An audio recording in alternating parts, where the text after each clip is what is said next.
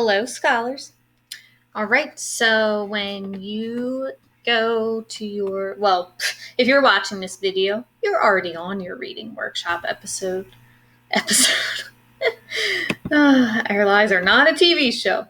All right, you're already on your reading workshop lesson for today. Okay, so today is our second day of our 100 book challenge. And just a reminder from yesterday that what we're working towards this week, what we're working on, is that we're learning to ask and answer questions and make connections to show that we understand a text. So we're all able to ask questions about a text, right? We're all good with that. Now we're going to work a little bit more on asking and answering, okay? And then before you know it, we will be all the way up here to connections. All right? So for now, we have our read aloud. Arthur locked in the library. Okay? Let's see, I'm going to try.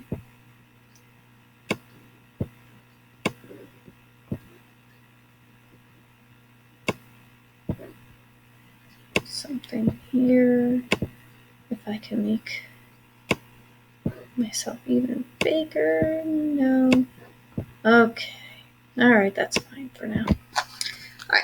Arthur locked in the library. So we're working on asking and answering questions. Heroes. That's what Arthur and Buster talked about on their way home from school. Who's your favorite? Buster asked. I mean, there are lots of heroes to choose from. I know we're studying the ones from real life, but what about Robin Hood or Hercules? Or the Bionic Bunny, said Arthur. Exactly, Buster said. Arthur wasn't sure he had a favorite. He had always liked reading stories about heroes, but he had never thought much about what made them the way they were, or which ones he liked the best. You know what I really like about heroes? Said Buster. What? Well, that they're so heroic. So brave. I wish I could do half the things they could do. Brave. I wonder. What do you think the word brave? What does the word brave mean?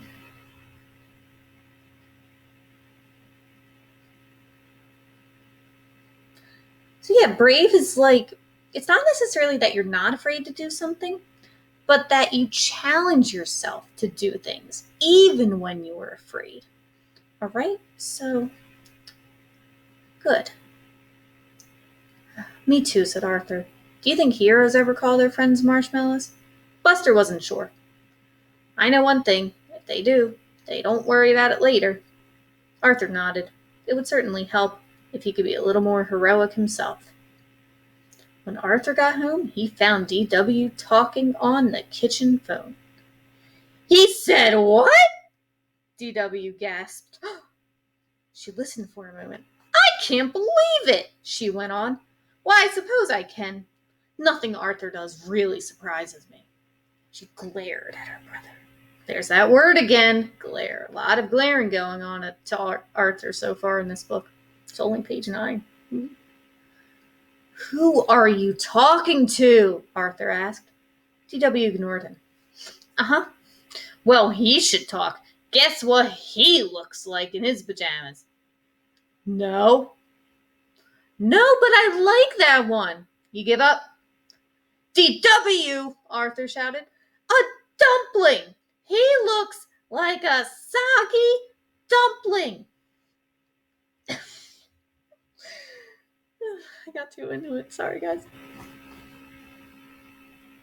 Arthur reached for the phone. D.W. held up her hand to stop it. Okay, she said. I'll tell him. Bye. She hung up the phone. Wasn't that for me? Said Arthur. Who do you think was on the phone?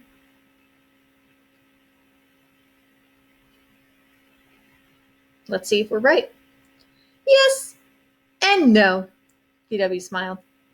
I have to give you a message because Francine isn't talking to you. Ooh, if you were right. She's not? DW laughed. You can't go around calling someone a marshmallow and expect her not to care. I didn't know it was such a big deal, said Arthur. I mean, I like marshmallows. So, do we think... Here's a picture. I wonder, So, Miss Hazel's been asking me a lot of questions. Now, I've been answering them. Now, I'm going to ask one. If Arthur's saying I didn't know it was such a big deal, I mean, I like marshmallows, do you think he meant to hurt Francine's feelings? I don't think he did.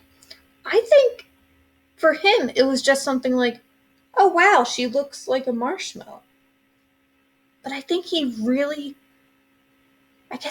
didn't think, though. That's something that you could think, but you're probably better off not saying it. Right? Making comments like that about someone's appearance. Even though he might have thought it was true, like it was a fact, like he wasn't trying to be mean, nobody wants to be told they look like a marshmallow. DW was not impressed. Yeah, people like marshmallows to eat, but not to look like. That's what I was just saying. Arthur rolled his eyes. So are you going to give me Francine's message? Francine says to meet her at the library tomorrow at 3, but you can't speak to her because she's not speaking to you. Arthur sighed. DW stuck her nose in the air. And I don't blame her. But how are we supposed to get any work done if we're not speaking? DW wagged her finger at him. You should have thought of that before you started calling people names. And with that, DW went upstairs, leaving Arthur thinking that if he were a hero, he wouldn't be in this mess. That's the end of our chapter for today. So notice how even I, as the reader, was able to... Yeah, I asked questions, but I was also able to answer questions. Okay? I want us to practice this today. Okay? And because you never know when that crazy teacher, Miss Hazel, dun dun dun, could pop into your breakout room. I'm just kidding, guys. All right.